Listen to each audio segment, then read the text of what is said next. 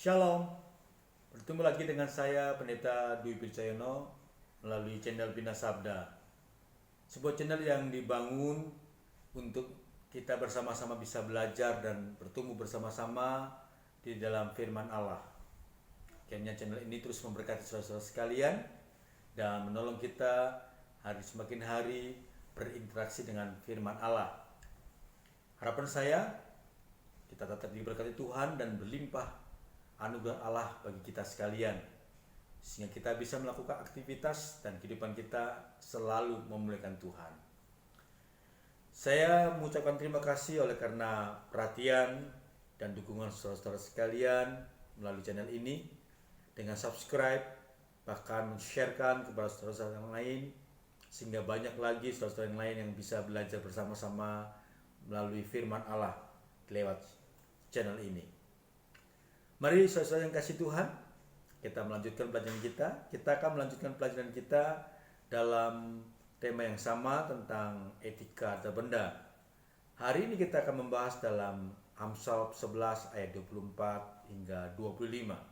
Amsal 11 ayat 24 dan 25. Kita akan belajar tentang harta benda dan manusia dalam hubungan dengan sesama. Harta benda dan manusia dalam hubungan dengan sesama. Saya membacanya ayat yang kita akan belajar, yaitu Amsal 11 ayat 24 dan 25. Ada yang menyebar harta tetapi bertambah kaya. Ada yang menghemat secara luar biasa namun selalu berkekurangan. Siapa banyak memberi berkat, diberi kelimpahan. Siapa memberi minum, ia sendiri akan diberi minum. Berbahagialah kita yang membaca, merenungkan, terlebih kita melakukan firman Allah dalam kehidupan kita sehari-hari, sehingga kita bisa memuliakan Allah dan kita bisa memberkati sesama kita. Saudara dan cinta Tuhan, etika harta benda saat ini kita akan membahas dalam sebuah kondisi real yang kita jumpai dalam kehidupan sehari-hari. Firman yang kita baca tadi memberikan contoh kepada kita tentang dua contoh manusia yang ada di dunia ini. Satu, contoh manusia yang suka menyebar hartanya, memberi berkat, dan memberi minum. Mereka-mereka ini adalah orang-orang yang justru mendapatkan kelimpahan. Hartanya semakin bertambah, dan dia mendapatkan air minum kehidupan. Lalu contoh yang kedua adalah contoh yang bertolak belakang, yaitu contoh orang yang menghemat begitu luar biasa namun kekurangan. Dari contoh ini kita akan menemukan dan mempelajari poin-poin penting tentang kebenaran Allah, yaitu orang-orang yang sungguh-sungguh hidup dalam kerajaan Allah.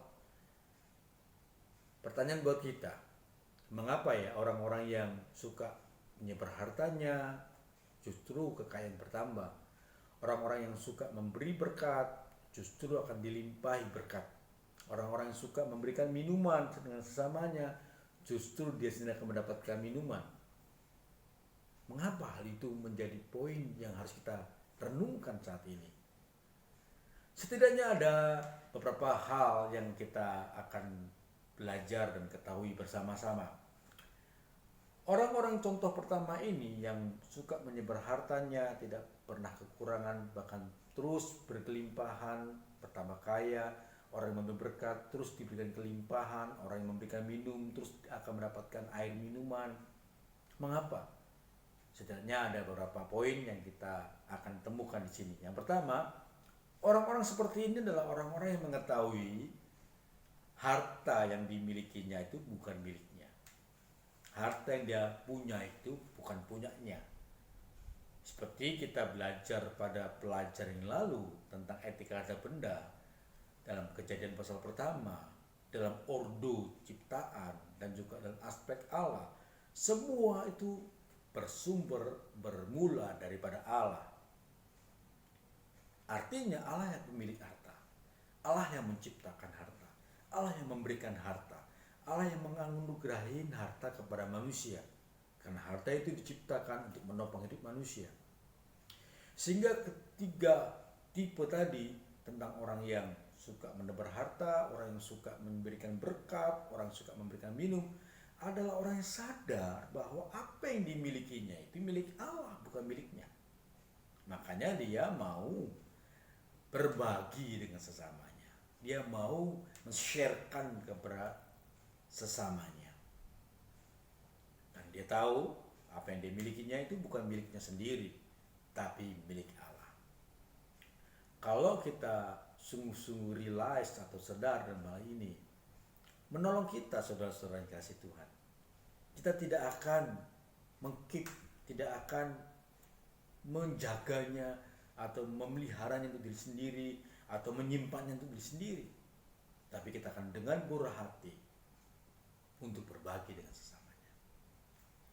Yang kedua itu menjelaskan bahwa orang yang demikian itu orang yang bisa membedakan antara yang fana dengan antara yang tidak fana, antara yang kekal dengan yang tidak kekal. Coba renungkan, harta kekayaan itu kekal tidak?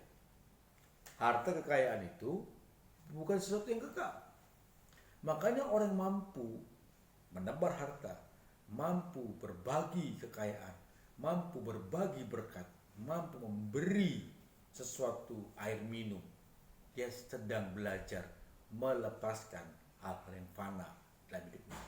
Dia sedang belajar untuk mau melepaskan hal-hal yang tidak bersifat kekal. Saudara yang cinta Tuhan, kalau kita sadar bahwa semua yang kita miliki itu tidak bernilai kekal, harta benda yang kita miliki tidak bernilai kekal, maka kita mampu untuk berbagi dengan sesama kita. Kita mampu untuk sharing kepada sesama kita. Kita mampu untuk membangun sebuah keadilan sosial. Kita mampu untuk membangun keseimbangan dalam kehidupan kita dengan sesama kita.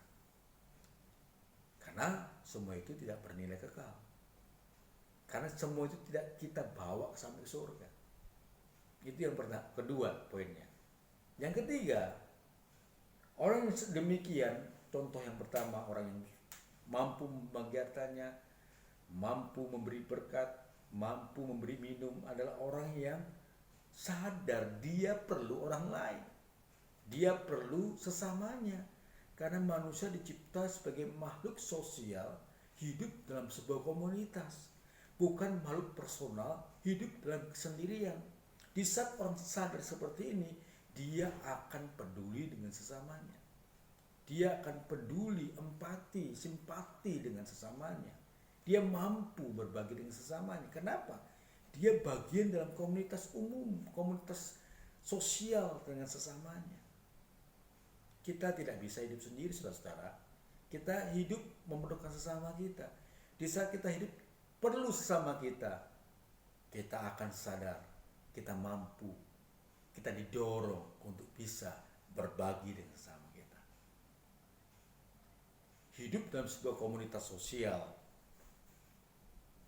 harus disertai dengan kepedulian sosial. Hidup dalam komunitas sosial harus disertai dengan keberbagian dalam keseimbangan sosial. Bukan egois, bukan untuk diri sendiri. Maka daripada itu menolong kita, memampukan kita untuk tadi menebar harta, memberi berkat, dan memberi minum. Yang keempat, mengapa orang-orang seperti ini mampu dalam hidup sehari-hari? Bisa berbagi, bisa menebar hartanya, bisa memberi minum. Mengapa? Karena mereka ini, orang seperti ini adalah orang-orang yang mempunyai hati Bapa. Yesus berkata, hendaklah kamu murah hati sebab Bapamu di surga adalah murah hati. Hendaklah kamu murah hati karena Bapamu di surga adalah murah hati. Ada satu keseimbangan, pengertian bahwa kita ini adalah anak Allah, anak daripada Bapa, miliknya Bapa. Seharusnya kita memiliki hatinya Bapa yang murah hati. Makanya orang-orang seperti ini sebetulnya memiliki hati Bapa yang adalah murah hati. Saudara yang cinta Tuhan, kalau orang tidak memiliki hati Bapa yang murah hati, tidak akan mungkin dia mau berbagi, tidak akan mungkin dia mau memberkati, tidak akan mungkin dia mau memberi. That is point. Karena dia memiliki hati Bapa. Konsep-konsep ini adalah konsep-konsep hidup dalam kerajaan Allah. Maka gereja Tuhan harus nyata, real dalam melakukan poin ini, saudara-saudara. Firman Tuhan ini, saudara-saudara. Kalau kita menjadi bagian dalam kerajaan Allah, kita adalah warga kerajaan Allah, anak Allah, maka kita harus memiliki hati Bapa, hati Allah sendiri. Saya ulang lagi, saudara. Dalam contoh yang pertama tadi, mengapa manusia bisa mau berbagi hartanya, manusia mau memberkati sesamanya, manusia mau memberikan minuman pada sesamanya? Karena pertama tadi adalah dia sadar segala sesuatu milik Allah. Tidak ada yang sesuatu yang untuk dirinya sendiri, untuk di-keep untuk sendiri-sendiri. Kedua, dia sungguh-sungguh mau belajar melepaskan sesuatu yang fana dalam hidupnya. Karena harta benda itu bernilai fana, tidak kekal. Yang ketiga, dia sadar bahwa manusia itu adalah manusia sosial. Dia memerlukan sesamanya, dia memerlukan orang lain. Yang keempat, dia memiliki hati Bapa. Itu sebabnya berkat itu melimpah. Dia semakin kaya, dia semakin berkelimpahan berkat, dan dia semakin mendapatkan air minuman yang arti kehidupan. Lalu kita belajar pada poin yang kedua. Contoh kedua, orang yang menghemat begitu luar biasa namun selalu kekurangan. Kita bertanya, mengapa ya seperti ini ya?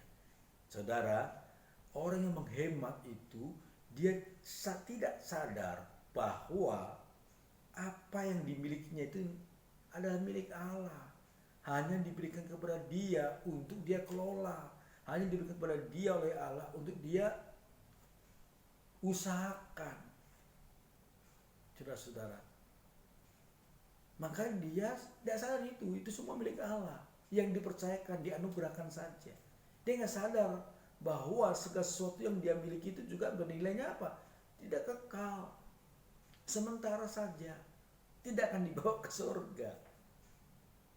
Yang ketiga, dia lupa bahwa dirinya itu adalah bagian dalam komunitas manusia secara global.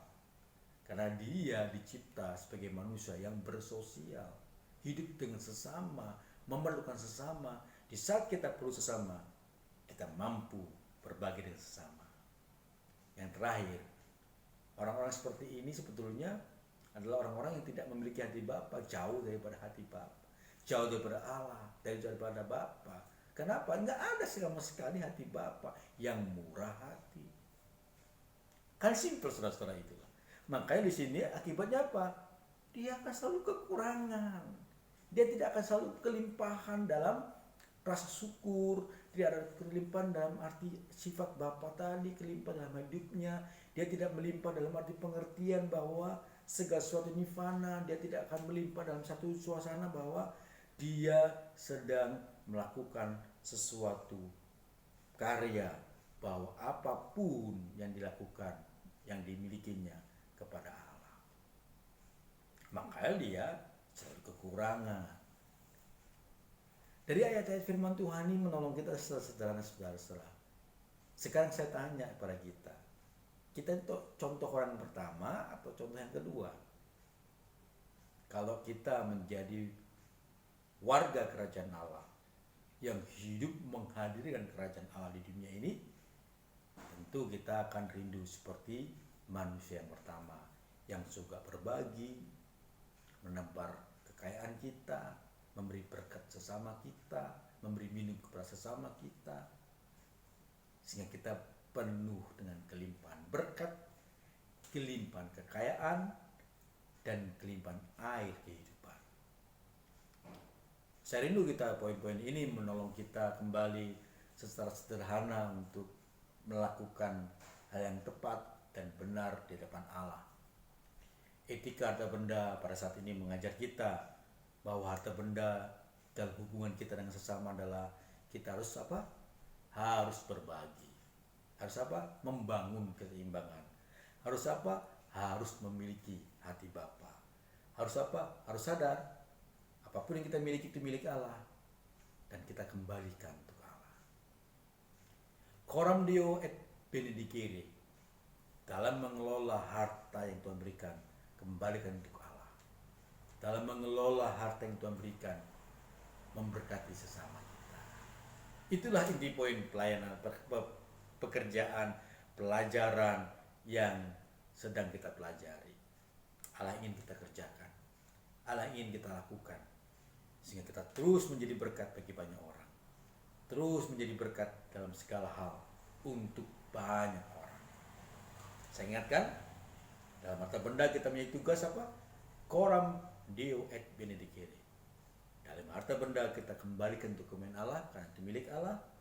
Dalam harta benda kita memberkati sesama kita karena kita adalah komunitas manusia yang memerlukan sesama dan kita harus memiliki hati Bapa yang adalah murah hati.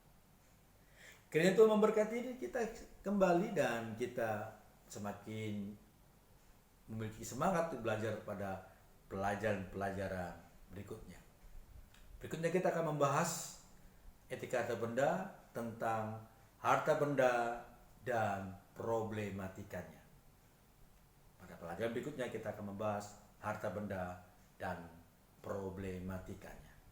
Salam, Tuhan berkati, dan jumpa lagi pada pelajaran yang selanjutnya.